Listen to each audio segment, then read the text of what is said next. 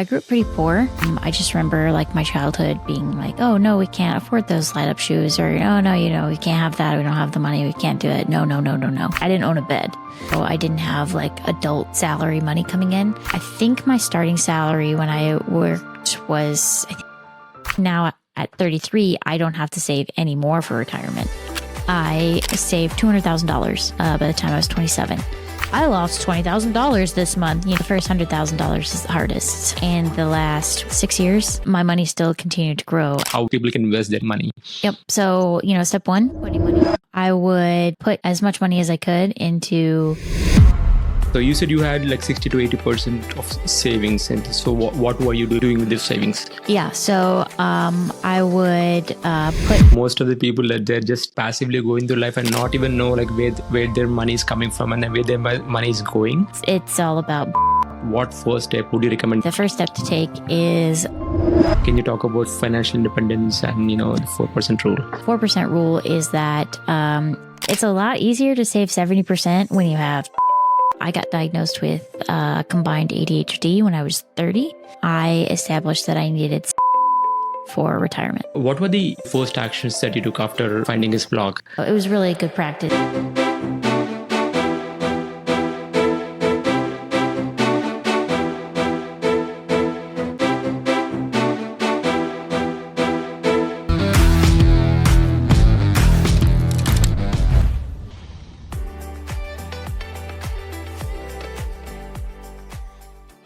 Hello and welcome to the Compounding Project podcast, where we talk about taking small steps to become healthy, wealthy, and wise. I'm your host Satish Kajula, and this episode is all about wealth, especially financial independence. Our guest today is Gwen Merz, who's joining us from Missouri, US. Gwen is a blogger, podcaster, and a key figure in the financial independence community. She has been featured on BBC, Fortune, Yahoo Finance, and MarketWatch. She has her own blog called FireMillennials.com, where she documents her own journey to financial independence. Through her blog, she provides valuable insights to help millennials achieve their financial independence. Gwen will be sharing her tools, tips, and strategies for reaching financial independence and living the life that you want. With that, Gwen, welcome to the show. Thanks for having me. I'm excited to this conversation, especially about financial independence and building long-term wealth. But before that, can you talk about like who you are and what you do for people who are not familiar? Yeah, sure. So like you said, my name is Gwen and I live in the St. Louis, Missouri area. And I'm pretty passionate about teaching people, millennials specifically, how to tackle their finances and maybe even leave work a little early or have a better, richer life. Wow. Yeah, I'm excited about those topics myself. But before that, like, can you share about your story? Like, how did you get into financial independence? Was there a specific life incident? Yeah. So I grew up pretty poor before my mom got remarried to my stepdad. And so I just remember like my childhood being like, oh no, we can't afford those light up shoes, or oh no, we can't have that. We don't have the money. We can't do it. No. And so even though our financials got better when my mom got remarried, it was still like, oh, we don't want to spend money on that. Like, this is our money, not your money. You need to go make your own money. So they taught me the basics of, like back in the old days of how to balance a checkbook and make sure that you weren't spending more money than you're bringing in. But that's kind of where the lessons stopped. And they didn't really teach me anything about like investing or, like saving for retirement or putting things away. The most on that I got is put 10% aside for tithing. But then I decided not to go into the church, which is a whole different topic. But I was a junior in college and was just messing around on the internet one day and stumbled upon a website called MrMoneyMustache.com. And he had all sorts of really cool articles about how he had saved up money and retired early and didn't have to work anymore. And I was like, oh my gosh, this is actually like real. Like, this is what people, wow, this is so amazing. And so, through him, I found some of the other OG FIRE people, Mad Fientist, JL Collins, Paula Pant, and was learning so much about how to put money away and how to become wealthy. And I was like, I'm here for it. I never have to say no to light up shoes again if I don't want to. So, so that was when I was 22, and now I am 33 and well on my way to early retirement and definitely financially independent to, a point. So. Yeah. That's such an inspiring story. I mean, you mentioned Money Mustache, and even he's my inspiration as well to start my own financial independence journey. I believe like he's been inspiration to a lot of people because he's like the gateway to FI, right? Exactly. He's the OG when it comes to financial independence. So, was there any specific article that comes to your mind that actually triggered, or at least was there any light bulb moment, when reading through his blog, like? Yeah, my answer is basically the same as everybody else. It's the shockingly simple math behind early retirement, where he just walks you through, like, if you save 40% of your income, this is how long your working career is going to be, and just lays it all out in just simple terms. It's so easy to understand. It's just like, boop, light bulb, like, wow. I know. I mean, I've read that article like so many times. It's basically like, I've actually printed that article myself, and then I just have it on my desk, basically to just remind me that, how simple financial independence is. Like how it's not easy, but it's just simple. If you know the math, if you know the math, right, it's very simple. And then, I'm going to link that in the show notes, and also like, pop it on the screen. Simple, but not easy. That's definitely it. Yeah. Exactly. So I just want to get the basics right. So can you talk about like financial independence? Like what exactly is financial independence? So financially independent, or retire early is, basically front loading all of your retirement savings early in your career and not having to work for money anymore if that's what you choose to do. So you save up enough money and you say, okay, based on, these certain formulas, the 4% rule, or saving 25% a year, or saving 25 times your expenses, you are basically retired. You don't have to work anymore if you don't want to. We'll dive into the 4% rule later in the podcast, but I want to know more about your story. So you said you found Mr. Money Mustache when you were 22, right? So what were the some of the first actions that you took after finding his blog? Well, so I was still a junior in college, so I didn't have like adult salary money coming in. So there really wasn't much that I could do other than like controlling my expenses and not letting lifestyle creep go in, and just keeping a closer eye on what I was spending my money on. Yeah, which I think was really good practice because I didn't have a lot of money going out or coming in at that point. So it was good to practice the fundamentals on like a small scale before I got a big salary. So when I was in college, I had a full ride scholarship for academics. So I didn't have any tuition bills or anything. And then I was also part of the military. So I had some stipend money coming in each month, as well as drill money. So I was making like $1,100 a month in college and had it was like $300 worth of expenses each month in bills and everything. So it was really good practice to have that money come in and then, be fiscally prudent and not spend every dollar that I had. So when I graduated from college, I had $10,000 to my name and a paid off car and no debt, which was huge, especially, compared to a lot of my peers where I was smack dab in the just go to college, take out loans, we figure out how to pay for it later, kind of vibe. So it was a real big step up for me that I didn't have any of that hanging over my shoulders. And when I started working, that all that money coming in was mine to do whatever I pleased with instead of, going out to service debt for other things or other people. So when I started working, I chose to be in IT because I saw that those were like 9 out of the 10 top paying fields at the time, or something, technology or IT based. So I was like, well, if I want to make money, that seems like a good place to go.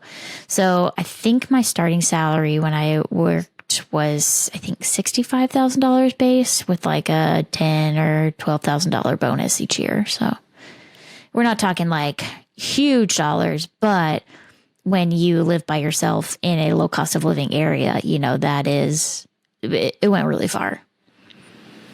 So what year are we looking at? Is this like 20? This is 2014, yeah. Okay, so 2014 is when you actually graduated from college. 10 years ago. Oh my goodness, what's going on? How am I so old? I know, like time flies, right? I mean, I can't believe even it's just blink of an eye. I believe, a decade. So it's 2025. This is insane. But I know.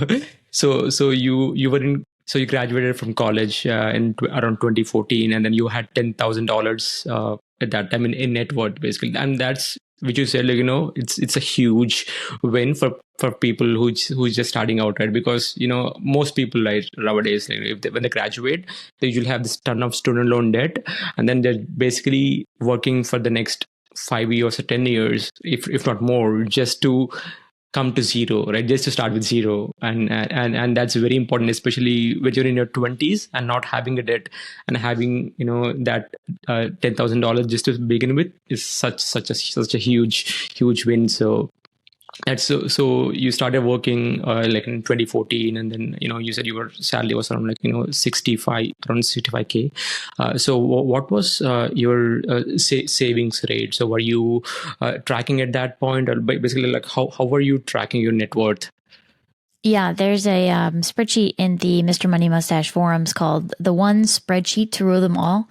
And, I'm a huge nerd, so I was like, oh, I appreciate that Lord of the Rings reference. But it was a very comprehensive spreadsheet that somebody had created that tracked like different categories of budgets, and it tracked your net worth overall, and like the amount of your accounts, and your investments, and debt. If you had a mortgage, it would show you like the payoff date and stuff. So it was very comprehensive, and honestly more than I needed. But yeah, every month I would just go in and update what I spent money on, and put it in there, and kind of watch my money grow. So when I started working, I had never lived on my own at that point. I'd always lived in like with my parents, or in the military barracks, or in a college dorm. And so I didn't have a lot of like household supplies. Like I didn't own a bed. So the first 3 months that I worked, I gave myself permission to just not worry about savings, and just, buy what I needed with a couch, and a TV console stand, and kitchen chairs, and all sorts of kitchen stuff, and a bed, and, like the basics that you need to furnish a house, which is stupidly expensive when you're starting out. 'Cause why are trash bags so expensive? Like, come on. So after 3 months, I jumped right into all the lessons that I'd learned from the FI community in college, and maxed out my 401k, or so I thought. We can get into that later. Yeah. And then gradually started putting money into Roth IRA and an HSA, and basically whatever I could do as much as possible. So I think at times my savings rate was like between 60 and 80% of what I was bringing in. Wow, that's huge. Yeah, I mean, if actually, to be honest, like most of the people that they're just passively going through life and not even know like where their money is coming from, and then where their money is going, right? And then at least having the ability to track and also know the savings rate is a great starting point. I mean, I think like I don't have the statistics, but I think majority of the people like don't even know the savings rate, right? So it's because I mean it's ironic that we spend like majority of our lives working for money, but we don't spend enough time to actually learn about money, right? I find this all bit like mind-boggling. So you said you was tracking your savings rate, and then at that time like 60 to 80%. So can we just dive deeper into the investments, right? Because I mean growing up, I tell on this podcast, like growing up, the only money advice that I received was just save. That's it. Like I mean, buy gold. Exactly. Buy gold. Just store it under your mattress, and then I mean, for us, like I mean, I don't know, like especially in India, like our parents are like just very frugal. So I have that frugal mindset, but it's just that stock market was considered as as a gambling, right? Growing up, if somebody talks about like stock market, they would see that it's just a path to like losses, right? And that was my mindset. And growing up, I was told not to stay away from it and just save. That was the only advice. So after I started working, I was saving, but after I started reading books, I didn't know what to do with my savings. Okay, I had savings.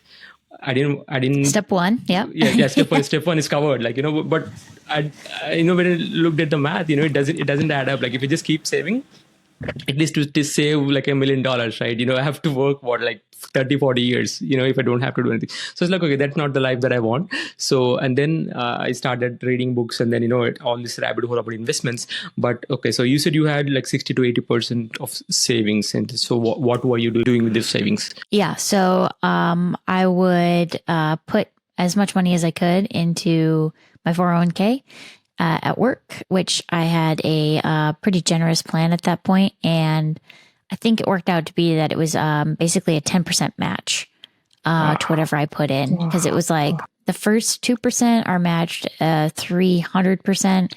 And then from 2 to 6% were matched 100%. So it worked out basically to be 10%, which was a huge boon at the beginning of my investment time, because, the more you add at the beginning, the longer, the better it is to compound over time and have that money work for you. So that really worked out. And then I was also putting money into my Roth IRA, which I think at the time was like $6,000 a year or something like that. So not like huge money, but also, you should use that space that you get, that limited time space that you get in your Roth IRA if you can manage it.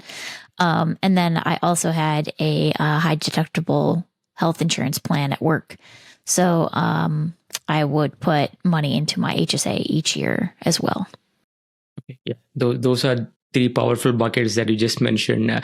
So a lot of our audience are millennials. So I just want to focus on getting the basics right, because for me, I strongly believe in understanding the basics, taking action on the basics, and then just keep repeating it. It's just like, we just don't have to think about the latest stuff in the stock market, or, latest stuff anyway, like, all this fad news, right? Just understand the basics and just keep repeating them. So I want to focus some time on these three buckets. So let's start with 401k. So for people who are not aware of 401k, let's say if somebody who just graduated or who is graduating, because for me, like, when I first came to US, and then, these terms looked like, Greek and Latin to me, because, we were never, we were never taught about this stuff in school, right? Like, and nobody taught about money growing up or in school, but, we're expected to take care of money right after we graduate. I mean, it doesn't make sense.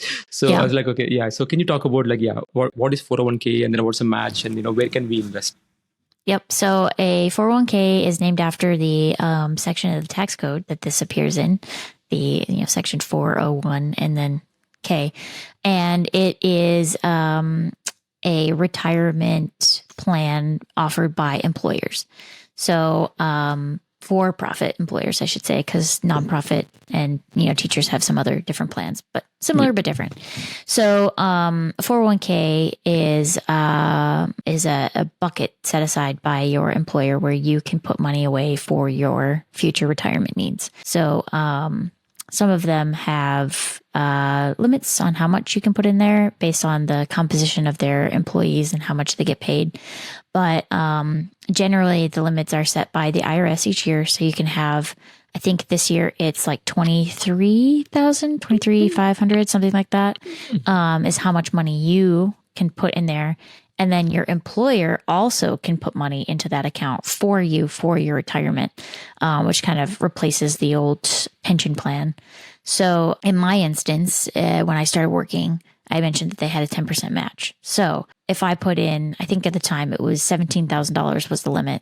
So if I put in $17,000, they would put in 10% of that, just free and clear money that I didn't have to do anything extra for. It was just, here you go. You put aside money, so we're going to put money in here too, which is really helpful. And they have a limit of how much they can put in for you.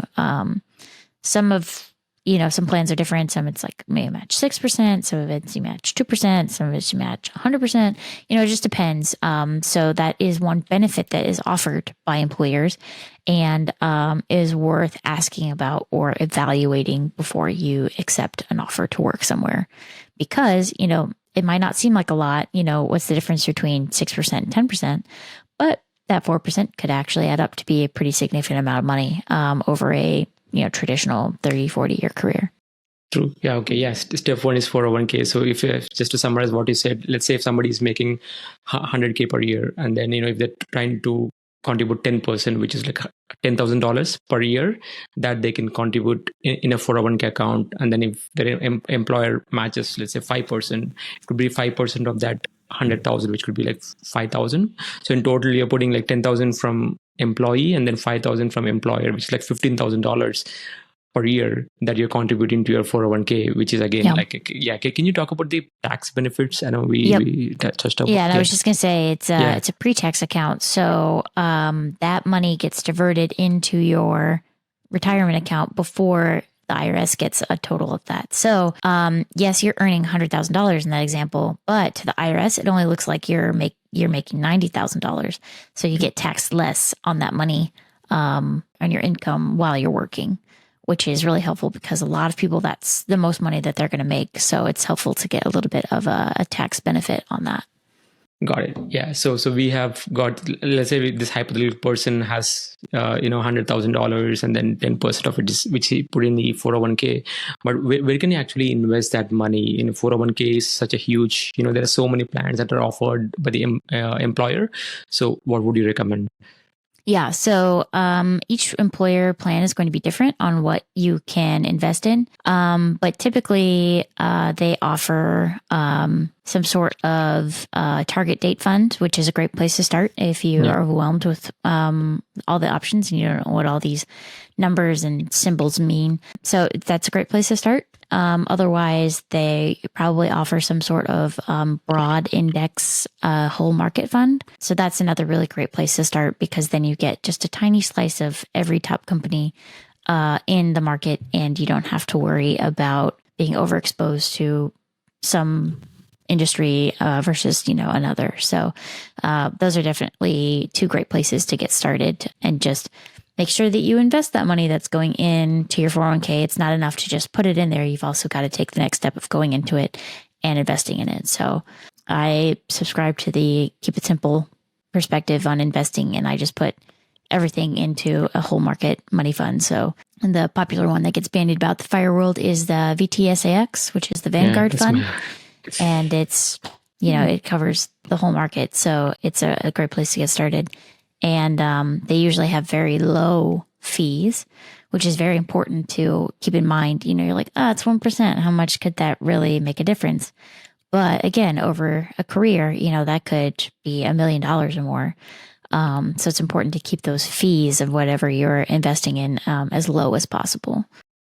Got it. So basically 401k, start at least with a employer match, because that's free money, right? I mean, so start with an employer match. You're instantly making 100% return if you're matching, what your employer is putting, right? And then basically targeted funds or low cost index funds, like the important step is to actually take action, but not be like in that analysis paralysis mode where you're just looking for the best option, best mutual fund, best index fund. But just get started, and then action is key, right? So we got step one covered, the 401k, and then what's step two? You mentioned Roth IRA. Can we talk about like Roth IRA just at high level?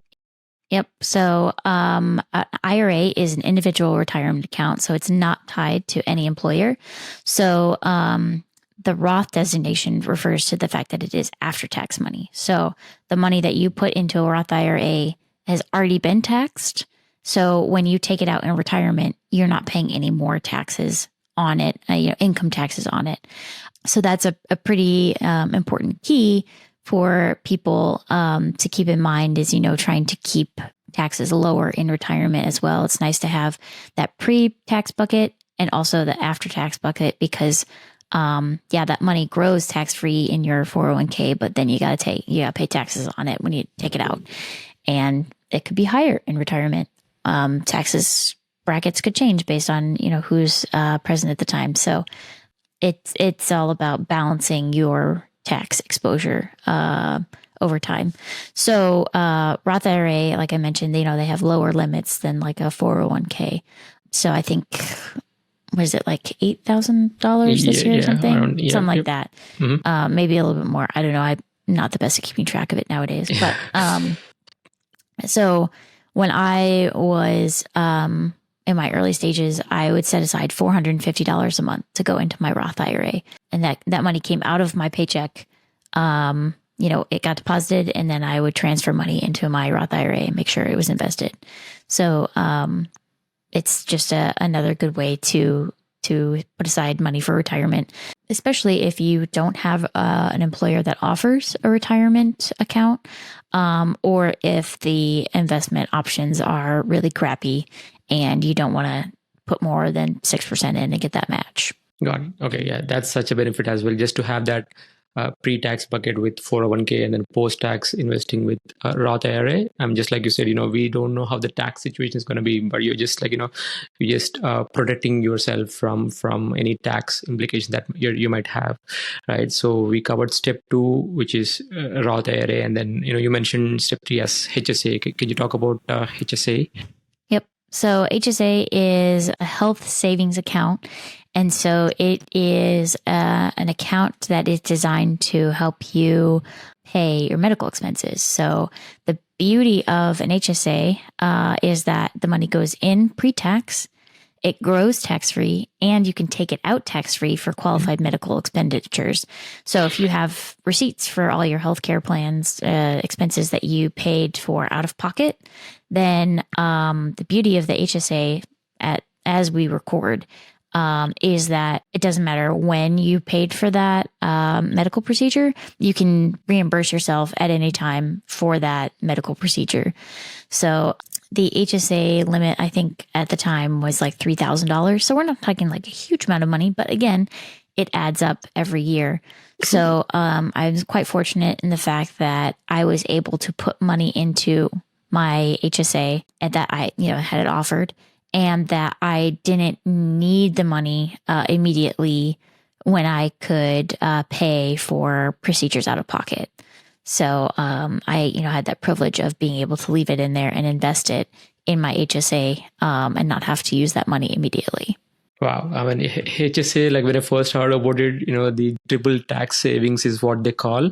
And that's just, mind blowing, right? Because if you look at like any other account that at least I come across with, most of them have these tax implications. Either you have to pay tax, before or after, you can't get away. But it's just, at least from what I know, like HSA is the only account where, if you have qualified medical expenses, you don't have to pay taxes ever. Yep. Right? That's such, yeah.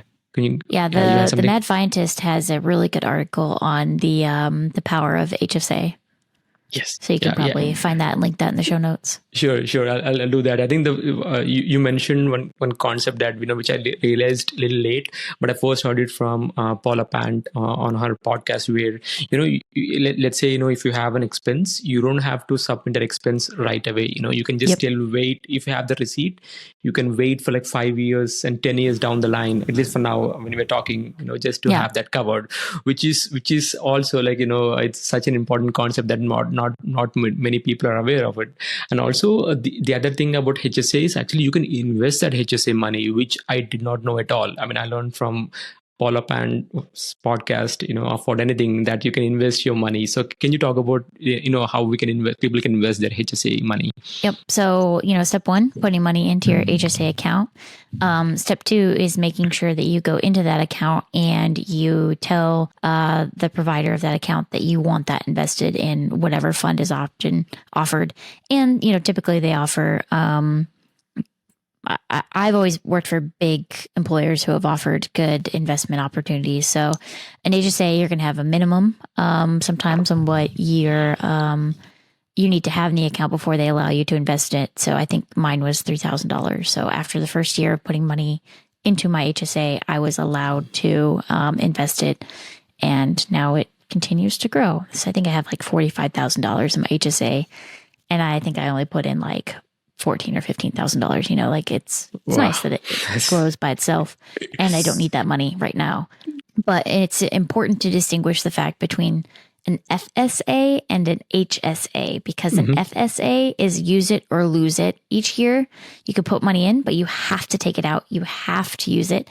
And if you don't, you lose it entirely. So it's important to note that the HSA is the long-term one and the FSA is the short-term one. And also HSA we can actually take with ourselves. Like if we leave the company, Yep. it's ours to keep, versus FSA, you lose it if I don't use it at the end of the year, or if you leave the company, it's not your money anymore. So that's wow, yeah, that's such a powerful concept. And also just one last question about this HSA. So I get this question a lot. They say they'll invest the HSA money, and then let's say if they don't use it, they don't have that medical expenses, what happens to that account? Okay, can you talk about like what happens in a long term, right? Okay, let's say if you don't have medical expenses, what happens to that account? Yeah. So I believe if I remember correctly, after 59 and a half, you can take it out and use it for whatever you want. It's a really powerful investment opportunity for your retirement. Got it. And then you recommend the same like low cost index funds when it comes to investing in HSA. All right. So I just want to come back to your story again. So you were so in around 2014, you started investing into these three buckets. So did you have any like personal investments as well, or were you just putting into like retirement accounts? I found generally that after I was done putting all of the money into the different retirement buckets, I didn't really have enough left to save anything extra in like a brokerage account or, like stockpile up a big savings account. So I considered it doing really well to put all the money into the retirement accounts. But that didn't leave me much in the way of available cash to, buy like medium term goals, like buy a house or buy a car. So that was about the balance that you briefly mentioned is how do you make sure that you are saving enough for retirement, but also like able to put money aside for, medium term goals like weddings and stuff like that, Got it. Yeah, it's I think it's all about the journey as well, just not the end goal. Like if you're just feeling miserable, I think it's not a worthwhile journey. So I want to just come back to what you just mentioned, what you had mentioned about financial independence and this 4% rule, because for somebody who just got the basics right, they have their 401ks, they have their Roth IRAs and HSA setup, but we just want to understand the why behind, like why we are doing this, like what's the long term goal, what are we working towards. Yeah, can you talk about financial independence and the 4% rule? Yeah, so there are two major rule of thumbs to go along for retirement. So it's nice to be able to say, yeah, okay, so we're going to put money aside, but then you're like, well, how much do I actually need in retirement? So 4% rule is that you can take 4% of your investments out every year, and that will not deplete your investments. So that'd be a sustainable level of taking money out. And then on the flip side is the 25x your annual expenses. So you take how much you're spending and you multiply that by 25, and that's your goal amount on how much you need in retirement to not have to work and be able to survive at your current level. So it's just a rule of thumb. It may or may not be accurate. You may be spending more when you're working because you have like clothes and gas and lunches out and stuff like that.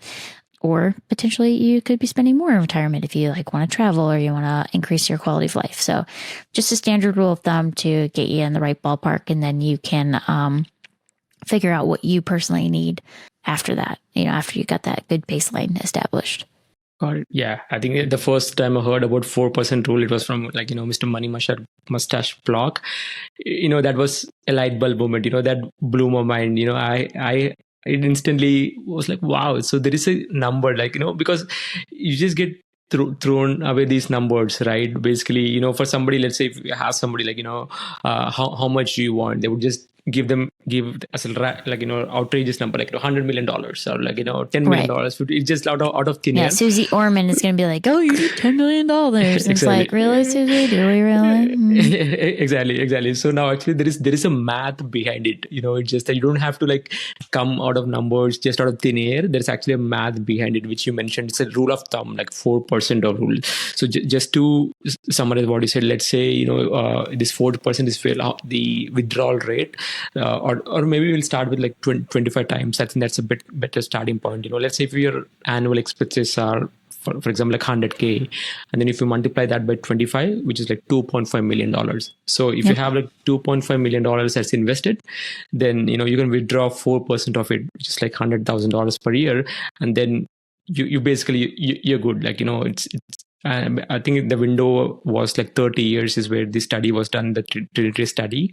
But yeah, I think that's at least a good starting point where you have a goal in mind. You don't have to like think about like how do I make $100 million? How do I make like $10 million? So when I was first starting out on my journey, I established that I needed $635,000 for retirement. That was my goal amount, and I was going super lean and frugal and somewhat cheap on that. And I think my expenses every year were like $24,000 or something. So nowadays, now that I'm not, 23 and living a very simple, frugal life, I think that would basically cover my mortgage each year now. Not my entire life. So, that's another important thing too, is to note that life changes, right? Like I'm not single anymore. I have a house. I have all these obligations that I need to meet, and things change, and now I'm going to need to have more money to retire, and that's okay. Got it. So do you have? So I see your blog. Your net worth is public, right? And you actually have this split down of how much you have in your 401k, your Roth IRA, HSA, and stuff. So I'm looking at your blog right now. So you had a post end of last year. You said your net worth is 400k, and then you had like around like $300,000 in 401k, and then HSA like around $15,000, and you have like cash of $15,000. So basically adding everything up into your net worth, which is like around 401k, but majority of it is coming from your 401k, which again, you mentioned at that time your contributions were what, around like maybe to max like $20,000 per year, right? But it's been like what, almost 10 years, but you can imagine like how that money compounded and then worked for you, right? I mean, that's such an important vehicle. Yeah. So there's a saying that, the first $100,000 is the hardest. So the first $100,000 that you save up, there's not really any compounding going on, right? It's just everything that you're putting in there. It's not really working for you yet. But after $100,000, when you put money in, that's when compounding interest really starts to show. And you can really see that instead of like a linear line of what you put in, it's like a hockey stick, right? It goes up.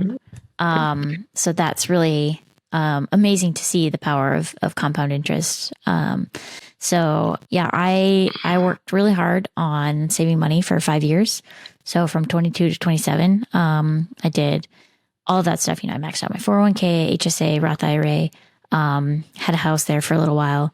Tried out being a landlord, didn't work, but I saved $200,000 by the time I was 27, and I was like, wow, I'm doing really good. But then I realized that I was like super burnt out, so I like have stepped it back significantly since I was 27. But in the last, was that 6 years, my money still continued to grow, and I put in a little bit, but the fact that I saved so much so early has really helped me. And honestly, now at 33, I don't have to save any more for retirement because I already have enough. And so, like you mentioned, I think my 401k alone has like $385,000 in it. It's the amount in it fluctuates more than like sometimes my like salary, right? Like it's crazy how much it goes up and down. But I have such a long timeline that doesn't really matter what it does. I don't really freak out when I'm like, oh, I lost $20,000 this month. It's just imaginary money. Yeah, I think, that's a powerful concept. And what you mentioned about the first 100K, I believe I first heard it from Charlie Munger. I'm a huge fan of Charlie Munger, and he mentioned that, the first 100K is the hardest. At first I didn't understand, but actually see it happening in my life as well, right? So I believe so. It's pretty cool, huh? It's pretty cool actually. Like, so I've been looking at your net worth numbers, and your net worth, they're actually similar to mine as well. So when I first discovered FI in 2017, when I first read the book The Simple Path to Wealth by J.L. Collins, and then I stumbled upon Mr. Money Mustache, and then there's all this rabbit hole, right? So I started tracking my money, and then I see you said so in July 2016 you have like 100K. So you started your journey in around 2013, 14. So it took like 3 years to actually get that first 100K, and then I can see the next 100K. You hit 200K in 2018, which like it took 2 years, right? 2 years to hit the next 100K, because which means like the first 100K is actually working for you, so you don't have to like make that extra effort. So that's such a beautiful math, right? Compounding is just like it's just so amazing. It's so amazing. Like, I mean, this is free money that I mean, basically, like, when I first heard about this, I was like, why isn't everybody doing this? I was like, wow, it's and that's why it's really the ultimate side hustle. Like I'm making money and I'm sleeping. Exactly. Like, I mean, yeah, you can just have that money work for you. Yeah. So we covered all the basics as to investment accounts, and then and also that way to invest, and also how to track a net worth. And then you mentioned about your goal, like you had a goal of around 600K when you first started. So currently, like, are you working towards any number, or are you looking at any age that you wanna like stop working? My husband and I have tentatively identified the fact that we'll work for the next 8-ish years. But that is really contingent on a variety of different factors that may or may not happen. So it's still kind of in flux right now. We're in a spot where we're both trying to figure out like what we want to do and how we can work together to achieve goals. So, I got married, 6 weeks ago. So, it's still pretty, the integration and working together on financial goals is still pretty new for both of us. So it's just getting those all sorted out and figuring out what we want to do and what kind of life we want to lead in the meantime. Got it. Yeah. By the way, like, congratulations on your wedding. Thank you. Yeah, and then I think when you combine your finances, like, I think compounding is going to go wild. So let's see. No, both of us benefited greatly by getting married. That's one of the things that worked against me in my 20s was that I was single and doing this all by myself. And the power of two incomes is really just undeniable, right? It's crazy how much it helps to have, one person's salary paying the bills and the other person's money is fun money, right? You can put that aside for retirement. You can, have extra money to go towards goals for cars or vacations or whatever. So when I was younger, I would try and keep up with people that I saw on the internet. They're saving 70%, so I can save 70%. But it's a lot easier to save 70% when you have two people's income and you're making like $300,000 than it is when you're making like $80,000 and you have to live off what's left, So now we're in a spot where he has a fair amount of short-term money. So he has a very high income and doesn't spend a lot of it. So he tends to accumulate money faster than I do because I earn less. And I also am slightly better about spending my money. But he benefits by having all of this future money that I have saved up for retirement. So, which he was previously married and got divorced. So that took a bit of a hit and didn't start like really saving until recently. So, so we both benefit mutually by being together. So that it's really nice that we're relatively equivalent in what we bring to the table, despite what you might otherwise think.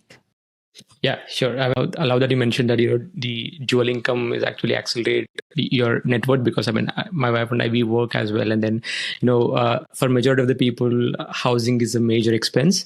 And then when you of course when you're married, you just have to pay only one mortgage or one rent payment, and there'll be two incomes coming in. That's such a huge benefit. And then we doubled our income and we halved our living expenses because now instead of having his apartment and my apartment, now we have one house and we don't have to pay two utility bills or two internet bills. We're benefiting from an economy of scale for sure. Exactly. I'm like, wow, I'm like so excited to talk about your incomes. So I want to get to the last segment of the podcast. But before that, I want to talk about your blog, like firymillions.com. So can you talk about, your blog, like what's the motivation behind starting it and what do you hope to achieve through that blog? Yep. So when I started the blog, I think I was 25 or 26, 25. I think it's 25, maybe 24. I don't know. Time blends when you're past that. Anyway, so when I started looking at everybody in the fire space, what I saw were engineers who were usually white and male and married. And that was a really great perspective to read on that. But I noticed that there weren't a whole lot of people like me who were young and single and female. And so I started my blog to show that it wasn't just, married white engineers with kids and a family and stuff, that there were other people out there doing that too, and what it would look like when it was a single income, what it would look like when you're starting out young and you've learned from other people's mistakes and you're not necessarily making the same mistakes that they did. And having that blog to document my journey and see, in vivid detail each month, what did I spend money on? What did I do? How did my net worth grow? What about my money changed based on what decision I made that month? So it's really just a personal journal for me that I put out on the internet for everybody else to read. Yeah. Okay. Yeah. I found you from Choose FI podcast and then Instagram and then, your blog. So, but again, putting yourself out there is actually I believe it's very important. I mean, I realized it very late, but I started doing that since a couple of years. But just like you said, it initiates that conversation, right? I mean, even now I don't have a lot of like podcast episodes, but still, whenever I meet people, like people talk about, my Instagram page, my podcast, and then that's actually a great way to have ideas. They might comment, give me like critics, right? And then also talk about what I could be doing and stuff. So, but again, there's like both. When you're exposed to the outside world, there are pros and cons, but it's just that I think putting out yourself out there is such an important, especially in this day and age. Yep. Right. Absolutely. Yep. Sure. I know we are towards the end of the podcast, so there are 3 questions that I ask all my guests. So I call them the hot seat questions. So the first one is with respect to action. So compounding project is all about taking action, because for the compounding to start this effect, we need to take that first step, right? So we discussed about a ton of stuff today. So let's say if somebody who's listening to this episode, so what first step would you recommend them take after listening to this episode? Yeah, so I would say the first step to take is track and understand your expenses and where your money's going each month. Because it's super easy to just buy little things here and there. And then all of a sudden you're like, where is my money going? I don't have any money left. I earned all this money. Where is it going? So just tracking your expenses for, like 3 months. So you get an actual clear picture of money coming in, money going out, is really, really, really helpful. And you can do that through like an aggregator like Empower or Monarch. Got it. All right. The second question is with respect to books. So books are also an integral part of the compounding project, my whole journey as well.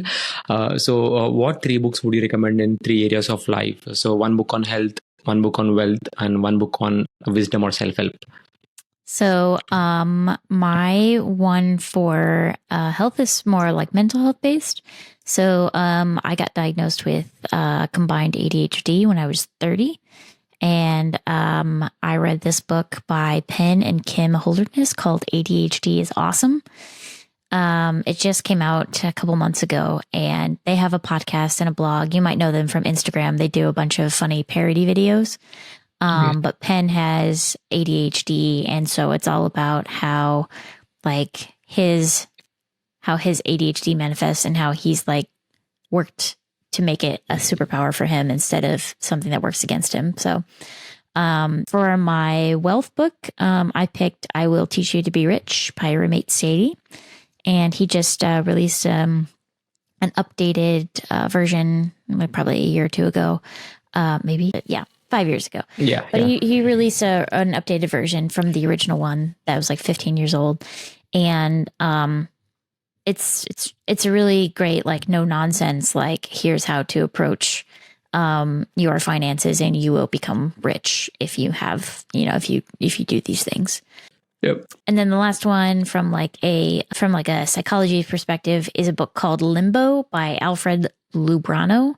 And it's all about people who have like blue collar families, but have become white collar professionals, and like how they're kind of caught in limbo sometimes between like their professional world and their family world, and how they differ, and like kind of the struggles that people who are in this position find themselves in.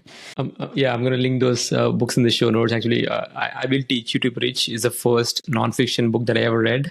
And then, it started my whole like reading journey. It's so good, right? It's so good, especially for somebody who has zero or limited financial knowledge.